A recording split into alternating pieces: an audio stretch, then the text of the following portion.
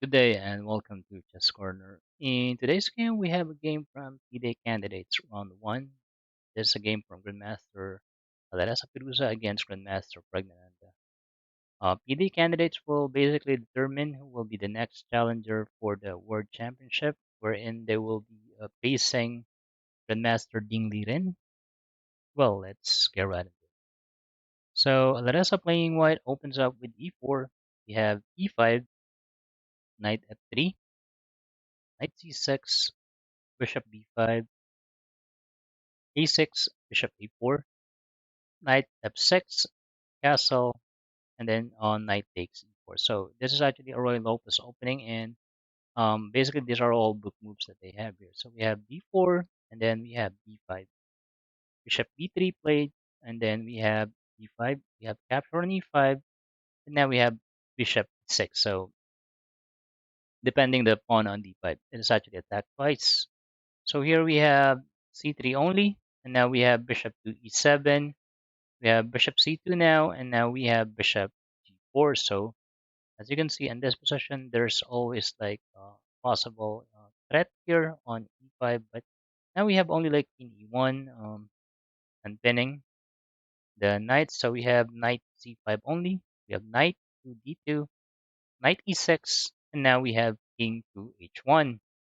We have bishop h5, and now we have knight d3, allowing this bishop takes f3. So we have capture, so ruining the pawn structure early in the game. So here we have bishop to g5, an excellent move. So we have rook to g1 only, capture on c1, and now we have knight takes c1. So here we have queen to h4, so adding additional attacker here on the king side. So here we have rook to g4, tempo on the queen. So we have queen to h5 only, and now we have knight d3. An excellent move. It actually add additional defender on e5 as well. So here we have castle king side, and now we have queen to e2. But now we have f5, so attacking the rook. So in this position, basically you have several options. You can do the en passant because he takes f6, but you're basically helping the black, by rook takes f6. You can also go rook g3. That's also an option, or even just rook g to g1. But here we have capture on f6. Excellent move. Rook takes f6 now. But now we have f4. Let's go back a bit. Well, here this actually kind of scary because there's a possibility of capture. But now it's not possible because knight takes d7. So here we have rook to h6. So threatening to deliver checkmate in one already. We're only on the 22nd move, and there's already like a checkmate in one here. So here you don't have option, only f3, the only move. Here we have rook to f8 now, adding additional attacker on the f4. Right now it's dependent, so we don't have to worry about that. So here we have queen to f2 only. And now we have rook to f6. And now we have rook to e1, queen f7 only. Now queen g3. We have rook to h5. Well, the idea is to go rook to h6. But here in this position, we have e4 only. So he tried to basically attack on the queen side. But now we have rook to h6. Yep. So this is the main threat. So you really need to basically react in this position, which is rook e2, the only move again. Here we have rook h3, another tempo on the queen. And of course, you can't go g2 because rook takes h2 is still on the board. So only queen e1 is the move. Now they are actually putting pressure on this knight on e6. But now we have rook takes f3. But in this position, you can actually pause the video. Alireza actually found like the best move in the position. Right now, as you can see, black is actually probably a bit better when it comes to material, but still it's white who has a better threat in the position. But here we have this knight to c5. Well, if you're gonna capture, then it will be like a game over. Knight takes c5 will run into rook to e8, and the only way for you to save it is by blocking it with a. Of course, Prague will not fall into this trap, so he have queen h5 only. Let's go back. Here, the main suggestion is just a simple knight f8. That's one. Yep. But here we have queen to h5.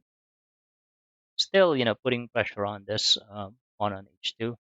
But here we have knight takes e6, a miss as per computer evaluation. In this position, the suggestion is a simple rook eg2. Probably after capture, then capture on the knight. Then if you have the rook on g2, then you have this pressure on g7. But here we have knight takes e6 still, but now we have queen takes g4. And if you're gonna take a look at the position, all the heavy forces are actually close to the king's side. The main defender in the position for white is basically this rook on e2. Now the threat is probably, this is actually attack. However, we still have the rook. So in this position,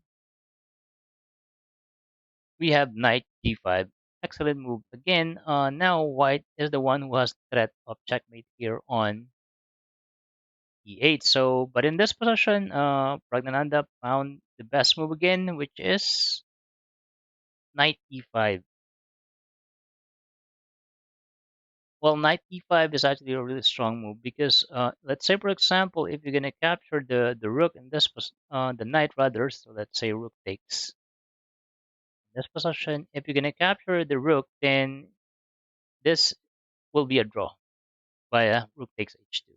Rook takes h2, king takes h2, and then queen f4, king g2 again, and then after that still it's will be like a perpetual chess. Let's say for example in this position, like capture, and then here the only move is probably king 2. Well, we can go g2, that's an option, but queen to g4 is possible still. So let's go back a bit in this position. If king g2, yeah, it's queen g4, and it will be like perpetual check. Okay, but let's go back. So here, so let's say knight e5, but now in this position still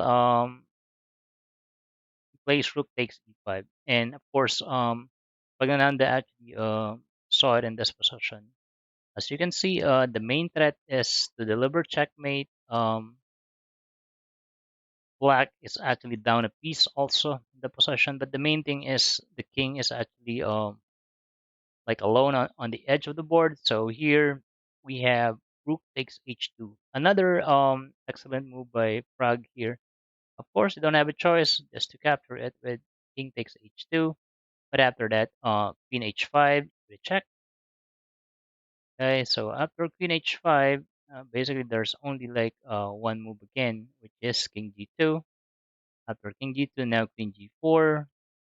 So check again. So here we have king h1. You tried king h1, but now another queen to h5, another excellent move. So king g2 again.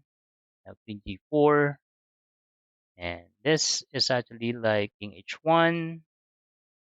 And of course, on the next move with a check, queen h5, and then king g2 will be threefold repetition. So it's a perpetual check. Really a good game. Just from round one. Uh, Really, this two GMs are actually a caliber GMs already for World Championship. Well, that's our game for today. I hope you like it, and I'll see you on the next one. Thank you for watching Chess Court.